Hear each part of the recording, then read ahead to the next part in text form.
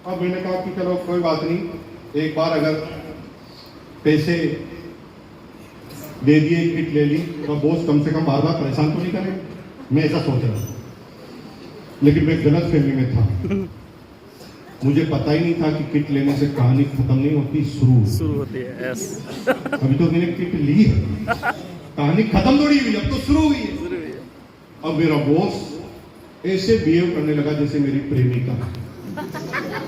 पहले तो 7-8 दिन में एक बार आता था मेरा बॉस मेरे पास, लेकिन किट लेने के बाद पता नहीं क्या कमाल था कि साला हर 15-20 मिनट में घेरते हुए मेरे पास आ जाता और मुझे डायलॉग बोलता, मुकेश तुमने जो किट ली है ना, वो छोटी मोटी किट नहीं है।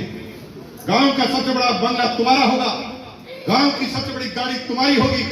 इसलिए आज रात को 8 बजे मेवाड़ चैंबर ऑफ कॉमर्स में बड़े बड़े लीडर आ रहे हैं जो बिजनेस करने के गुर सिखाने वाले हैं, और बड़ी मुश्किल से टिकट मिल रहे थे। मैंने अपनी अप्लायंस से 2 पास छीन लिए, 20 रुपए का एक पास है, और मैं 2 पास लेकर आया हूं, क्योंकि मुझे पता है कोई जाए न जाए 2 जरूर जाएंगे, एक मैं एक तुम, तो मुझे मना करेगा ही नहीं, ये मुझे पहले ही पता है, चलेगा ना। ये कैसा इन्विटेशन है भाई? पहले तो कॉन्फिडेंस बता रहा, बाद में पूछ रहा है, अब साला मना करते ही इंसल्ट लग रही है, अब मैं करूं तो क्या करूं? फिर मैंने मन में सोचा, बॉस है, हिंदुस्तान के लोग तो आर्टिफिशियल होते ही। मैंने कहा सर आप बुलाएं और हम ना आए, और मन ही मन सोच रहा हूं, एक बार गया था तो 1500 रुपए देकर आया था, अब तेरा बाप बुलाए ना बाप, तो भी मैं जाने वाला नहीं। हम ऐसे द्वितीय लड़के होते हैं, जैसे जिसकी शादी में हमें नहीं जाना होता है, वो हमें कार्ड लेकर आए शादी का और कहे सर आना, तो आप क्या बोलते हैं? मैं नहीं आऊंगा। नहीं आऊंगा, जरूर आऊंगा। मनी मन सोचते हैं तू आया था क्या मेरे, जब मैं आऊंगा तेरे। मन में कुछ और सोच रहे हैं, अंदर कुछ और बोल रहे हैं, बाहर कुछ और बोल रहे हैं, और ये दुनियादारी चलती है। तो मेरे बॉस ने कहा आएगा ना, मैंने कहा यस सर आएंगे, आप बुलाएं और हम ना आए। मनी मन सोच रहा था भाई ढूंढता रह जाएगा तुम मुझे, और मैं कहीं आने वाला नहीं, और मैं जाता नहीं था। तो बॉस ना अगले दिन कहता था अरे यार क्यों नहीं आया, 20 रुपए लग गए, मैंने बहुत देर तक वेट भी किया तेरा। मैंने कहा बॉस आपको समझना चाहिए, आप बुलाएं और हम ना आए, जरूर कोई ना कोई ऐसा काम रहा होगा, नहीं आए तो क्या काम हुआ। मैंने कहा बॉस मैं घर से बाहर निकल रहा था, स्कूटर मैंने स्टार्ट किया तो कम वक्त स्कूटर ही स्टार्ट नहीं। अब बताओ किसकी गलती? बॉस को पता था झूठ बोल रहा। तुम जब झूठ बोलते हो ना तो अपने आप को आलिया भट्ट समझने की गलती मत करना। तुम्हारा पोगड़ा बता के आ जाता है सामने वाले को, झूठ ही बोल रहा है, फालतू की बातें मत कर। लेकिन सामने वाला आदमी बातों में उलझना नहीं चाहता, उसको पता यार इसको इसमें खुशी है तो ठीक है तू खुश रह जा, हम क्यों फालतू में इसके अंदर उलझे। तो मेरे बॉस को कहा, मैंने बॉस आना चाहता था, स्कूटर खराब हो गया। अब बॉस को पता था मैं झूठ बोल रहा हूँ, लेकिन बॉस को मुझे आगे इन्विटेशन देना है, अगर वो झूठ में उलझ जाएगा, झूठ सच में, तो फिर आगे इन्विटेशन कैसे देगा। तो हम यहाँ पड़ता है कैसे, स्कूटर क्या हुआ, स्कूटर को ज्यादा प्रॉब्लम तो नहीं हुआ? अरे भाई मशीनरी है भाई, इसका कुछ नहीं कर सकते। मेरा पिछले महीने मेरा खराब हो गया, स्कूटर स्टार्ट नहीं हुआ, मैकेनिक को बताया इंजन सीज, 1200 रुपए लगे। तू बड़ा खुश नसीब है, तेरा तो पहले खराब ही हुआ, तू तो आना ही चाहता था, तेरी तो गलती नहीं। चल कोई बात नहीं आया, मीटिंग तो आज भी है। तो आज का इन्विटेशन तभी देंगे जब पुरानी बातों में नहीं उलझेंगे, और पुरानी बातों में उलझेंगे तो आज का इन्विटेशन कैसे देंगे। बॉस बहुत समझदार था, आज तो आएगा ना सर, आप बुलाएं और हम ना। मैंने बात सोचा था जाऊंगा, बहाना नंबर 2 तलाशो। अगले दिन जाता नहीं था तो बॉस फिर कहता था क्यों नहीं आया। मैंने कहा सर आना चाहता था, लास्ट मोमेंट पे बीवी की तबीयत खराब हो गई। अब उसे पता मैं झूठ बोल रहा हूँ, तो मैं क्या कहता भाभी जी को, क्या हो भाभी जी को, कोई ज्यादा नुकसान तो नहीं वाला, कोई ज्यादा प्रॉब्लम तो नहीं है, तेरा भाई अभी जिंदा है, सारे डॉक्टरों के नंबर डायरी में रहते हैं, रात को 12 बजे भी याद करना, तेरा भाई डॉक्टर को लेकर हाजिर हो जाएगा। Very good decision. बीवी की तबीयत खराब हो तो कहीं नहीं जाना चाहिए, भाई आज तेरे से प्यार हो गया है, आई लव यू कहने की इच्छा है कि कितना अच्छा पति है जो अपनी पत्नी का ध्यान रखता है। Very good decision. पत्नी की तबीयत खराब हो तो कभी नहीं आना चाहिए, मीटिंग तो आज भी है।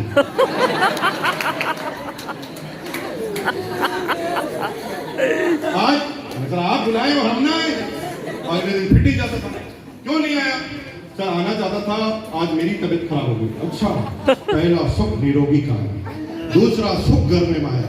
खुद की तबीयत खराब हो तो कभी नहीं जाना चाहिए, वेरी गुड डिसीजन, मीटिंग तो आज।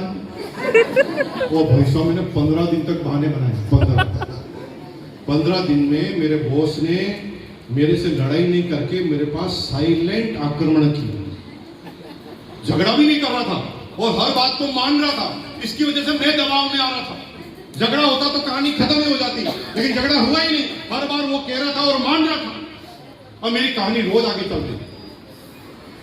15 दिन बाद हालत इतनी खराब हो गई, मैं बहाने बना बना के थक गया।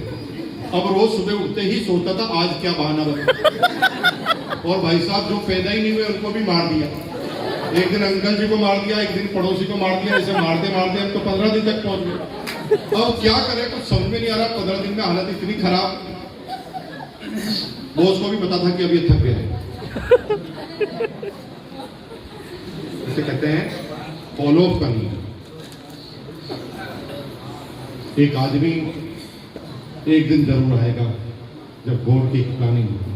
यस। तुम किसी से झगड़ा करने की कोशिश मत करना, तुम तुम्हारा फॉलो अप जारी रखना, क्योंकि सेल और संबंध ये एक पतली सी तार पर खड़े रहते हैं, जो तार कभी नजर भी नहीं आती। कई बार आप सामान बेचने जाते हैं, पूरी मेहनत करते हैं, एक भी सामान नहीं बिकता। और कई बार ऐसा होता है कि जिस भी जाते हैं तुरंत बिक जाता है। ये क्या है? ये ऐसी साइंस है जिसे समझने में बहुत टाइम लगता है। ये लगातार करने से ऐसी साइंस आती है। जैसे एक आदमी के पास आप रोज ही जा रहे हैं, वो मना कर रहा, लेकिन आज वो एकदम फ्री बैठा है, प्रसन्न है, खुश है, फ्री बैठा है, सोच रहा है यार बहुत फ्री हो गया हूं, कुछ नया काम करना चाहिए। वो चाय पी रहा मस्ती से, तभी आप पहुंच गए। उसे बहुत अच्छा लगा क्योंकि टाइम पास का जरिया मिल गया। अब आप उसे बता रहे हैं, अब तक तो बिजी था, आपकी बात सुन ही नहीं रहा था, लेकिन आज भगवान ने ऐसा तारतम्य बिठाया है कि वो भी फ्री है और बिल्कुल खुश है। इस समय आप जो भी उसके दिमाग में डाल रहे हैं अंदर घुस रहा है, लेकिन आपको बहुत अच्छा समझाना आता है। लेकिन एक पति अभी अभी अपनी बीवी से लड़ा है और तुम कहते हैं डायमंड बनने की घड़ी, तो तुम कितना भी डायमंड बनाओ वो नहीं बनेगा, क्योंकि वो अभी उसका दिमाग ही वही स्थिर नहीं है। तो सेल्स का क्या जरिया है, तुम लगातार करते रहो। एक दिन ऐसा तार और टाका भिड़ेगा कि आप तुम सोच नहीं सकते, तुम्हारा काम जो वर्षों में नहीं हो रहा 1 सेकंड के अंदर हो जाएगा, लेकिन होगा उसी के बाद जो लगातार करता रहेगा।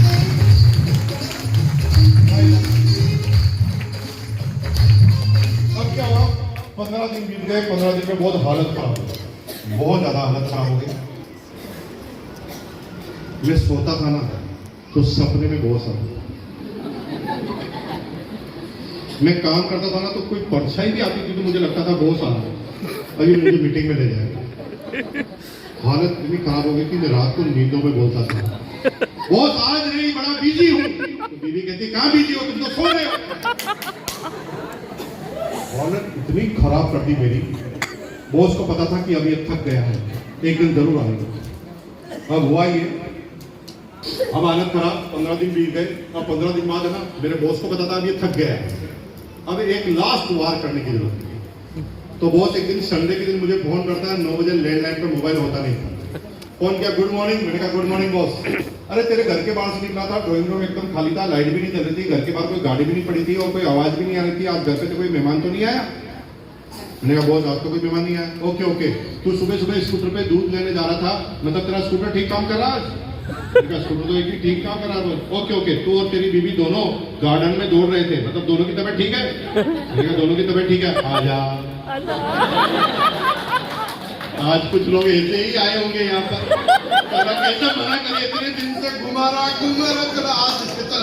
तो अब मैं गया इतने दिन बाद, अब मैंने क्या सोचा साला सारी पोल खुल जाएगी, 15 दिन की मेहनत खराब हो जाएगी, इतने दिन से बहाने बनाए। आज तो सारी चीजें से जाना ही पड़ेगा। और मैं 15 दिन के बाद गया काउंसलिंग मीटिंग थी, और काउंसलिंग मीटिंग में मैं गया। 9 आदमी बैठे थे, मैं 9वें नंबर पर बैठा था। बॉस ना एक 1-1-2 काउंसलिंग कर रहा था। 9वें नंबर पर मैं था, मेरा बॉस लास्ट में मेरे पास आया और मैंने से पूछा, मुकेश तुम कुछ करते क्यों? 15 दिन हो गए जो ये। मैंने कहा आज भैया ताकत लगा के बोल दो कि मैं करने वाला नहीं हूं, तुम मेरे पीछे मत पड़ो, देखिए परेशान कर देगा और मैं टेंशन में आ जाऊंगा, थोड़ी देर बाद डिप्रेशन में भी आ जाऊंगा। तो मैंने खड़ा हुआ और मैंने कहा बॉस एक बात का बुरा नहीं मानोगे, मैं जो भी कहूंगा ऐसा वादा करो। बॉस ने कहा यार तू मेरा छोटा भाई है, क्यों बुरा मानूंगा यार, बोल।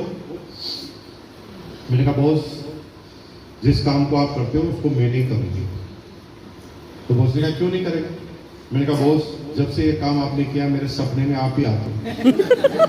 तो बॉस ने कहा क्या आता है सपने में? मैंने कहा बॉस बुरा नहीं मानो तो बता दो। मैंने कहा बुरा नहीं मानूंगा बोल। तो मैंने कहा बॉस सपने में ऐसा आते हो कि है ना आप आरसीएम करने के बाद पागल हो गए, जिधर उधर जाओ उधर जाए आरसीएम करना, और इतने पागल हो गए कि नौकरी से कंपनी ने आपको निकाल दिया। अब आप रोड पर आ गए सपने में, आपकी कार भी बिक गई है, आपकी बंगला भी बिक गया है, आपकी बीवी ने फटी हुई कॉटन की साड़ी पहन रखी, बच्चे सरकारी स्कूल में पढ़ रहे हैं आरसीएम करने की वजह से। अब हालत इतनी आपकी खराब है कि आपके पास एक केवल साइकिल बची है, वो भी पुरानी। साइकिल पर आपने पीछे कपड़े की गांठ रखी हुई है। अब गांव-गांव जाकर आप कपड़ा बेचते हैं और गांव में जाके आवाज लगाते हैं कपड़े वाला आ गया, कपड़े ले लो कपड़े। तो मैं चिल्लाया, बॉस मुस्कुराया और बॉस ने मुझे कहा कितनी मेहनत करता है तू।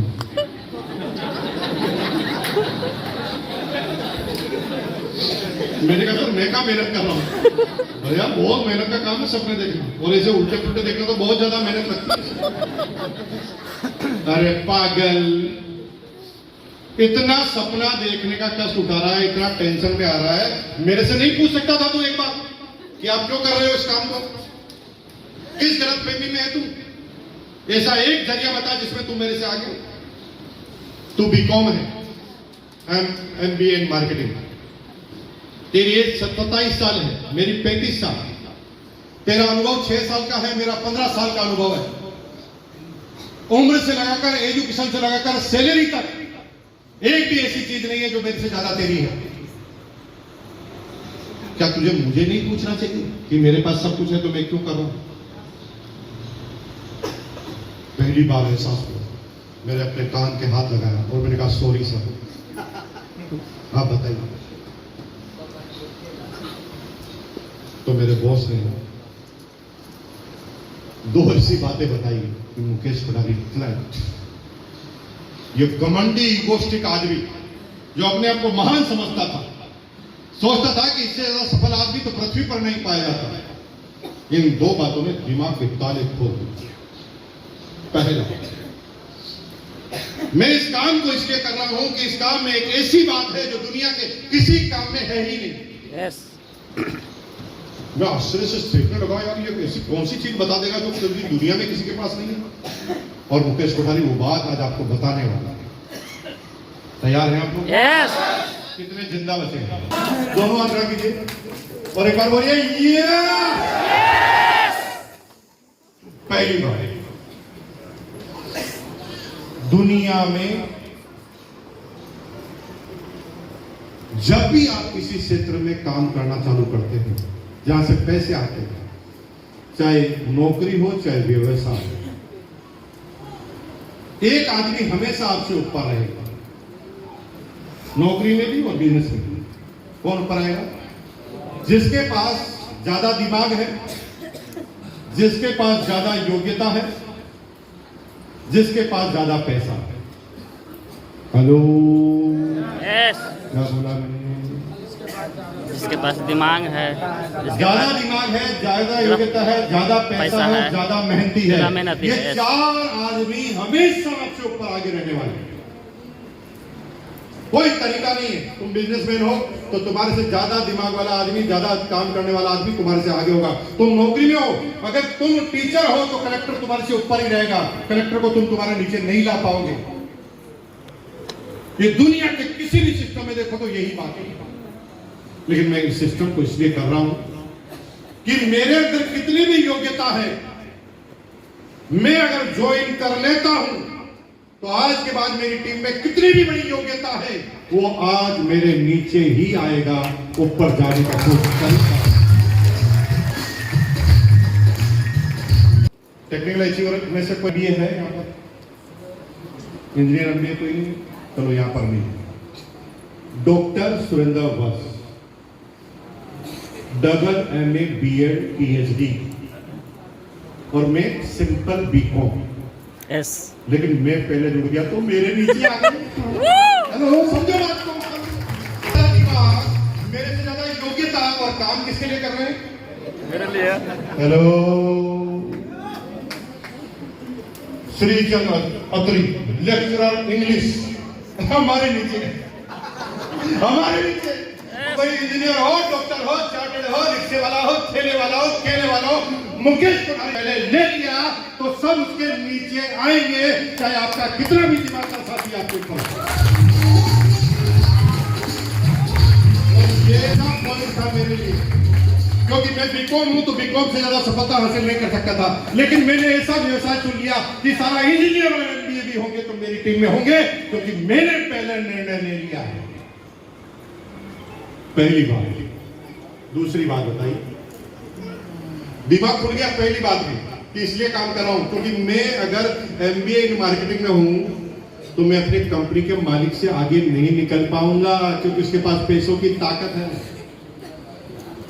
अगर कलेक्टर आगे है मेरे से तो मैं उससे ऊपर आ नहीं जाऊंगा, क्योंकि उसने आईएएस अफसर बनने का एग्जाम पास किया है।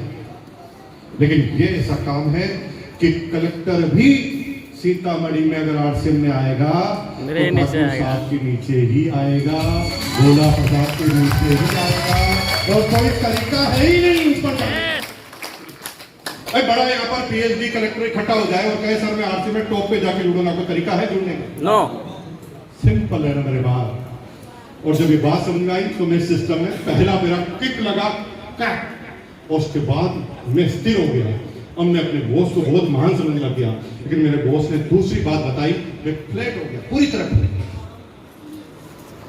या अगली सेमिनार में दूसरी बात बताएं, एक ही हजम नहीं होगी अभी आपसे। ओके, बहुत बढ़िया। यस। बताएं दूसरी भी अभी लेके आ जाएंगे, दो एक साथ चीजें हजम हो जाएगी आपको। कितने लोग जिंदा बचे? दोनों और एक बार बोले या। दूसरी बात बताइए, पैसा कमाने के जो तरीके होते हैं वो दो तरीके। पूरी पृथ्वी पर दो ही तरीके बने हैं, तीसरा बना ही नहीं। वो तरीका क्या है? पहला तरीका कुएं से पानी निकालने वाला तरीका, जो कितने लोग कर रहे हैं? 99.5% लोग पैसा कमाने के लिए पहला तरीका कुएं से पानी निकालने वाला अपना रहे हैं। यस। ये क्या तरीका बताता हूं। एक आदमी रोज सुबह नहाता धोता तैयार होता है, 9-10 बजे कुएं के पास पहुंचता है। कुएं का मतलब बिजनेस स्टेशन। क्या आप बिजनेस कर रहे हैं तो दुकान, और अगर आप नौकरी कर रहे हैं तो ऑफिस। वो हो गया कुआं, इसको समझे कुआं। रोज सुबह आप तैयार होकर 10 बजे कुएं के पास पहुंचते हैं, फिर अपनी बाल्टी लेते हैं। बाल्टी में पूरे दिन भर मेहनत करते हैं 8 घंटे, और बाल्टी को कुएं में डालते हैं, और शाम को होने से पहले बाल्टी को वापस खींच लेते हैं। बाल्टी में जो पानी है वो आपकी इनकम है। बाल्टी में जो पानी है वो क्या है? आपकी इनकम। अब किसकी कितनी इनकम होगी? जिसकी बाल्टी बड़ी है उसकी ज्यादा होगी, जिसकी बाल्टी छोटी है उसकी कम होगी।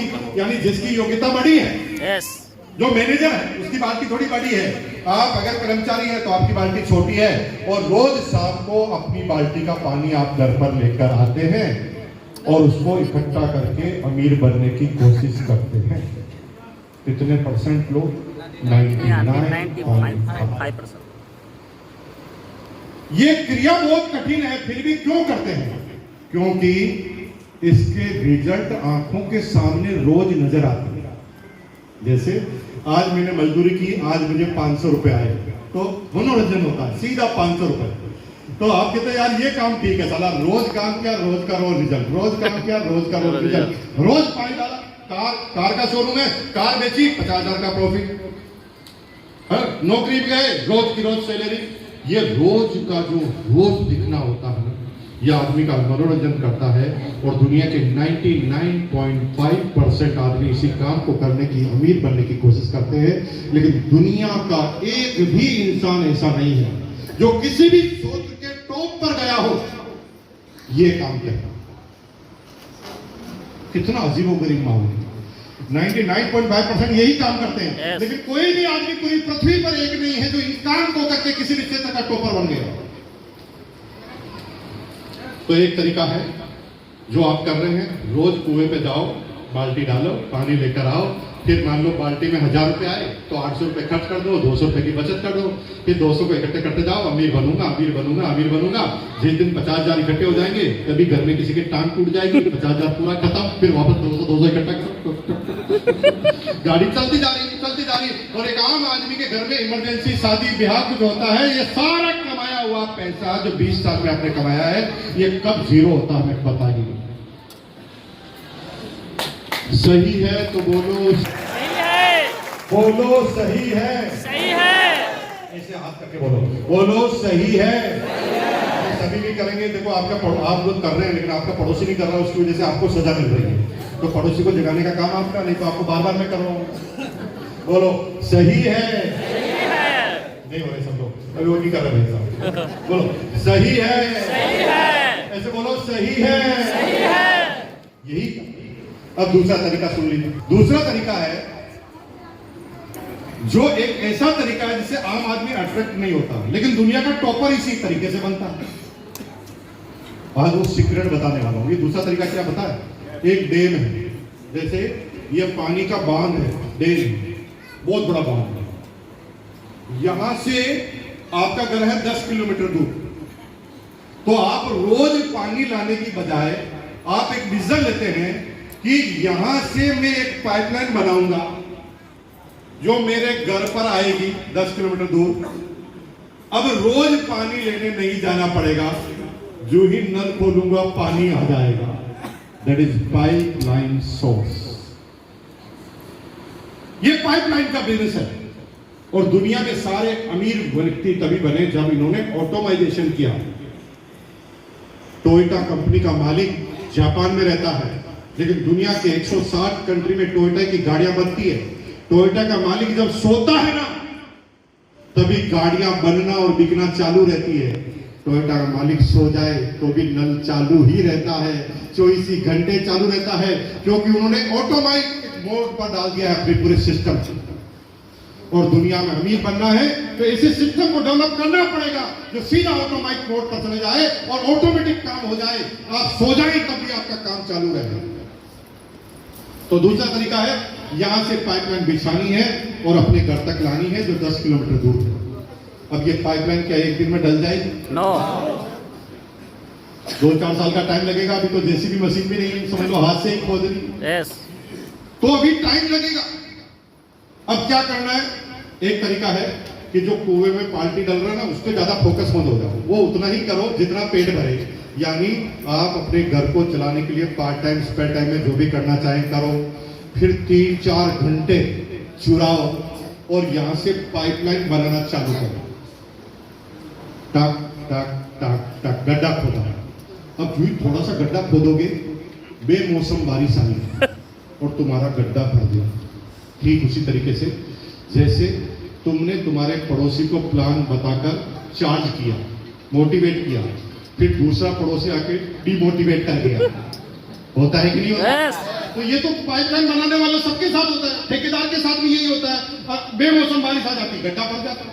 लेकिन ठेकेदार कहता है कितनी जगह बेमौसम आएगी, साला मैं तो खोदते ही जाऊंगा, खोदते ही जाऊंगा, खोदते ही जाऊंगा, खोदते ही जाऊंगा, एक दिन खुद जाएगा। और गड्ढा खोदने के बाद वो क्या करता है? पाइपलाइन बिछाना चालू करता है। 10 फीट का एक पाइप बिछाना चालू करता है। पहला पाइप बिछाता है, सुबह आके देखता है तो पाइप ही गायब। तुमने किसी को ज्वाइन कराया, दूसरा आदमी उसको ही तोड़ के ले गए। होता है कि नहीं होता? तो ये तो सबके साथ होता है, ठेकेदार के साथ भी यही होता है। इस ठेकेदार ने कहा साला तू एक चोरी करेगा, मैं 10 बिछाऊंगा और तू मुझे जीत नहीं पाएगा। और ये तन मन से रोज 2 घंटे 4 घंटे लेता है और पाइपलाइन खींचते जाता, खींचते जाता, खींचते जाता। अब इसको पार्ट टाइम में इनकम रिलीज होती है हर महीने। जैसे ठेकेदार को होते ना वर्क के लिए थोड़ा सा पैसा, ये भी 50,000 ले जाओ, 1 लाख ले जाओ। ये जो आपको 25-50,000, 1 लाख, 2 लाख मिलते हैं ना, दैट इज मेंटेनेंस। ये आपके काम को आगे करने के लिए है, न कि खत्म करने के लिए है। खत्म करना तो पाइपलाइन कंप्लीट करने को कहते हैं। ये जो 1 लाख 2 लाख 3 लाख रुपए की इनकम आती है, ये कंप्लीट पाइपलाइन नहीं है मेरे भाई। तुम इस गलत फहमी में आ गए। अब इसमें आप जब संतुष्ट हो जाते हैं 3 लाख में, तो ये पाइपलाइन रास्ते में रुक जाती है, जो कभी भी डगमगाती है कि ये प्रोजेक्ट आगे बढ़ पाएगा कि नहीं बढ़ पाएगा। लेकिन तुम पाइपलाइन बनाना जारी रखते हो और एक दिन तुम्हारी पाइपलाइन कंप्लीट हो जाती है 5 से 7 सालों। अब थोड़ा सोचो कि अब क्या फर्क आया।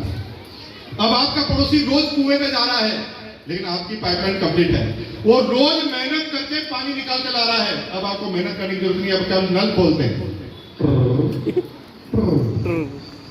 कैसे नल खोलते हैं? करो भाई, बहुत अच्छा लगेगा। हाथ करो, सब लोग करो करो करो करो करो, बोलो। बस यही काम करना। मुकेश कोठारी की पाइपलाइन कंप्लीट हो गई है, फुल कंप्लीट पाइपलाइन। अब मेरे को कुछ नहीं करना। कंप्लीट किसे कहते हैं ठाकुर जी? बहुत अच्छी बात बता रहा हूं। समझ, पाइपलाइन कंप्लीट कब किसे कहते हैं? जब तक आपको पता है कि आपकी टीम में कितने टेक्निकल अचीवर हैं, कितने रॉयल्टी अचीवर हैं और हर महीने कितना बिजनेस बढ़ता है, जब तक आपको पता है तब तक आपकी पाइपलाइन कंप्लीट नहीं हुई। जब आपको पता ही नहीं चले कि कब कौन पैदा हो गया, कहां टेक्निकल अचीवर बन गया, कहां रॉयल्टी अचीवर बन गया, कितने टर्नओवर हो गया, कुछ भी पता नहीं। मेरी टीम में पूरे इंडिया के सारे स्टेट, सारी डिस्ट्रिक्ट, सारी तहसील में 1,80,00,000 लोग, उसमें से 18 लोग एक्टिव, जो हर महीने कोई बिस्किट खा रहा, कोई नमकीन खा रहा। साला हमें कुछ पता ही नहीं। और हमें पता ही नहीं कि कौन सा नया रॉयल्टी अचीवर सीतामढ़ी में कब आया, कब टेक्निकल अचीवर आया। जब अंधाधुंध काम चलता है। दुनिया के सारे बिजनेस अनकंट्रोल होते हैं तो आप फेल हो जाते हैं। ये एक ऐसा सिस्टम है, जिस दिन ये अनकंट्रोल होता है तो आप सक्सेस हो जाते हैं।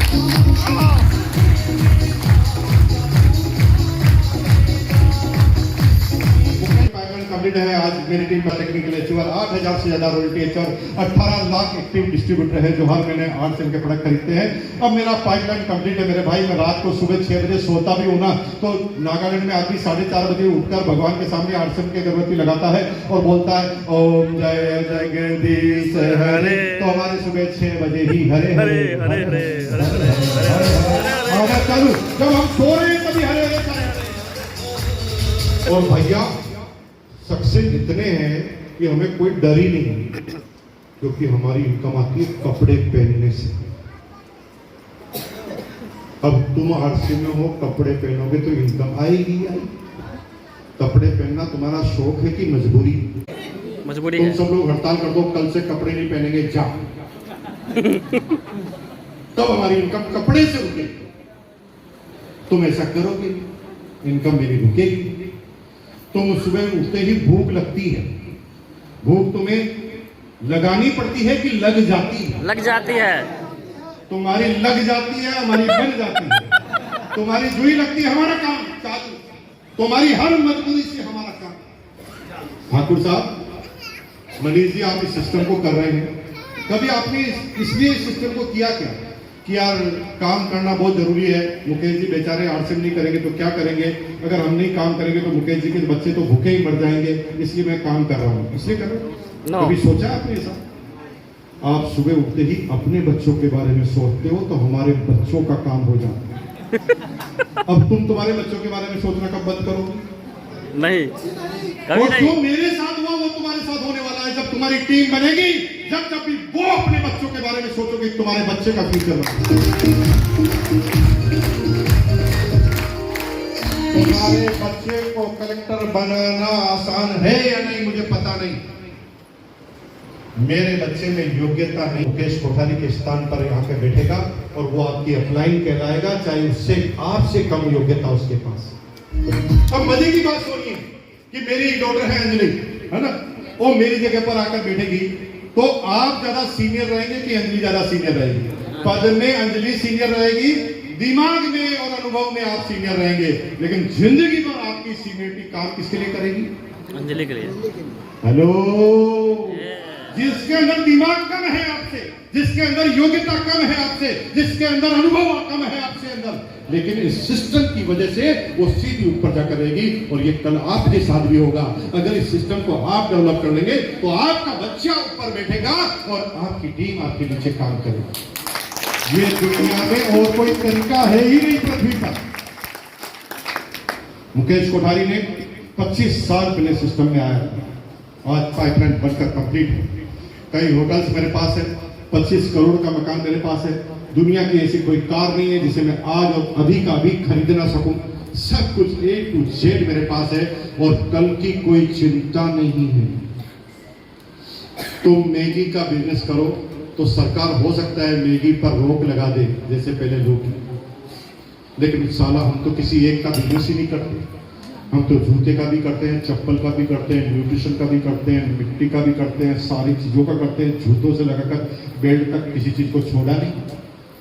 हम किसी एक क्षेत्र में काम ही नहीं करते। सीतामढ़ी में कर्फ्यू लग जाएगा तो हमारा बिजनेस थोड़ी रखेगा। हम कल सीतामढ़ी में काम ही नहीं करते। हम तो हिंदुस्तान के हर कोने में, हर डिस्ट्रिक्ट में, हर तहसील में काम करते हैं। हम किसी एक आदमी के नीचे काम नहीं करते कि तुम हमारे मैनेजर हो, छुट्टी पे चले जाओगे तो हमारा बिजनेस खत्म हो जाएगा। साला हमने एक नौकर रखा नहीं, हमने तो हमारी टीम में मालिक ही मालिक भर दिए। सब अपने अपने बिजनेस को खुद करेंगे। उनकी इनकम को जब वो बढ़ाएंगे तो हमारी बढ़ जाएगी। और आप कब तक अपनी इनकम को बढ़ाएंगे, यू हैव टू डिसाइड। आप जिंदगी भर अपनी इनकम को बढ़ाएंगे तो हमारी इनकम कभी कम हो जाएगी। नो, ऐसा साइंटिफिक बिजनेस इस पृथ्वी पर पहले कभी था नहीं। लेकिन किसी भी चीज को समझने में समय लगता है। फिल्मों के कलाकार होते हैं। इस चीज को समझने में 80 साल बिता दिया हमारे पूर्वजों ने। 80 साल पहले कोई भी सभ्य समाज की लड़की फिल्मों में जाके डांस कर लेती थी ना, तो उसके पिताजी को समाज से बाहर निकाल दिया जाता था। परवीन बॉबी उसका उदाहरण है। परवीन बॉबी फिल्मों में आई थी अपने घर से भाग करके, आंदोलन करके। माँ बाप ने घर से बाहर निकाल दिया। और परवीन बॉबी जब मरी थी ना, तो उसके माँ बाप से उस समय तक वो नहीं मिली थी। हेलो, ये ऐसा साइंटिफिक काम अभी समझ में नहीं आएगा। 80 साल पहले कोई भी आदमी फिल्मों में, हमारे पिताजी, आपके दादाजी से पूछना कि जब उन्होंने पहली बार फिल्म देखी थी तो अपने पिताजी से पूछ के गए थे कि चुप के गए थे? चुप कर गए थे। उत्तर आएगा, चुप के गए थे। पिताजी से पूछ कर जाते तो धुलाई होती, वहीं पर आरती होती। लेकिन आज मामला कुछ और है। आज हर व्यक्ति का सपना है कि वो एक फिल्म का हीरो और हीरोइन बने। आज अगर अमिताभ बच्चन बाहर आ जाए ना तो सब लोग आप मुझे छोड़कर वहां चले जाएंगे। इतना जोरदार जलवा है इन फिल्मों वालों का कि फिल्मों पे बड़े बड़े अवार्ड मिलते हैं। बड़ी बड़ी यूनिवर्सिटी में डिग्रियों का कोर्स होता है। और अब आपका बच्चा आपको सिर्फ इशारा करता है, डैडी रात को लेट आऊंगा, फिल्म देखने जा रहा हूं। 80 साल फिल्मों को समझने में लग गए तो डायरेक्ट सेलिंग को समझने में टाइम नहीं लगेगा क्या? अरे ये अभी तो 25 साल की जवान औलाद है, इसे थोड़ा सीरियस और मैच्योर तो होने दो। डायरेक्ट सेलिंग का कानून बन गया। 25 सालों में तो पहला स्टेप पार हुआ। 25 साल पहले हमने जब आरसीएफ चालू किया, न कोई जज समझता था डायरेक्ट सेलिंग, न कोई वकील समझता था डायरेक्ट सेलिंग, न कोई कलेक्टर समझता था डायरेक्ट सेलिंग, न कोई पुलिस वाला समझता था डायरेक्ट सेलिंग। बैंक वाले तो दूर से ही भगा देते थे। 25 सालों में डायरेक्ट सेलिंग वर्ड स्टेबलर हो गया। अब एक जज भी बनेगा ना तो डायरेक्ट सेलिंग के रूल्स का प्रश्न उसके क्वेश्चन पेपर में आ सकता है। yes. अब वकील बनेगा तो उसे पढ़ना पड़ेगा डायरेक्ट सेलिंग का कानून। अगर सही समय पर आप आ गए तो कितना काम होगा। और इसलिए आना जरूरी है कि ये नहीं आएगा तो फिर आपके हाथ में कुछ नहीं रहेगा। अभी तो तुम बेरोजगारी का केवल रोना रो रहे हो। बेरोजगारी बढ़ रही है, बेरोजगारी बढ़ रही है। अरे हर नेता कहता है बेरोजगारी बढ़ रही है। किसके पास ताकत है रोजगार बढ़ाने की? ये रोजगार और कम हो जाएंगे। अभी तो तुमने बेरोजगारी देखी, कंप्यूटर की बेरोजगारी, जिसमें क्या हुआ, कंप्यूटर आया और काम करने लग गया, आदमी बेरोजगार हो गया। जैसे मशीन आई, नोट गिनने लग गई, कैशियर बेरोजगार हो गया। मोबाइल आया, एसटीडी वाला बेरोजगार हो गया है। वो पेंटर काम करता था, मशीन आई प्रिंटिंग की, पेंटर गायब हो गया। अभी तो तुम कंप्यूटर की बेरोजगारी देख रहे हो। अभी एआई की बेरोजगारी आने वाली है। yes. क्योंकि मशीन को चलाने के लिए दिमाग की जरूरत पड़ती है। अब वैज्ञानिकों ने दिमाग भी कृत्रिम बना लिया है, यानी मशीन चलाने के लिए भी आदमी की जरूरत नहीं। Driverless car, driverless train, driverless कारखाना, रोबोटिक मैन्युफैक्चरिंग प्लांट चुन चुन कर मारे मारे जाओगे। जाओगे, चुन और चुन के तुम्हारे मारे हाथ जाओगे। में नहीं रहेगा कुछ भी। तुम केवल वोट बदल बदल के सरकारें बदलते रहना। न किसी नेता के हाथ में कोई नौकरी है, न किसी नेता के हाथ में कोई बिजनेस है। इसलिए वक्त से पहले समझ जाओ, गाना गा लो, अपनी तो जैसे तैसे कट जाएगी, क्योंकि आपकी तो 40-45 साल की एज है। जैसे यस, गाना गाओ मेरे साथ। अपनी तो जैसे तैसे कट जाएगी, आपका नहीं मेरे बच्चों का क्या होगा, बच्चों का क्या होगा जाने वाली। अगर थोड़ी सी परवाह है ना तो अभी से डायरेक्ट सेलिंग के इस प्रोजेक्ट पर काम चालू कर दो, क्योंकि करना सबको पड़ेगा। 25 साल पहले चॉइस थी, अब आने वाले समय में मजबूरी बन जाएगी। मैं तो 25 साल से चिल्ला रहा हूं। 25 साल पहले चिल्लाया तो सारे को लीडर बन गए, लेकिन उस समय थोड़ी को लीडर ही आए थे, हजारों आदमी आए थे, लेकिन बने केवल 4। 20 साल पहले भोला जी और ये मनीष जी और ठाकुर साहब आ गए, ये टेक्निकल अचीवर आ गए।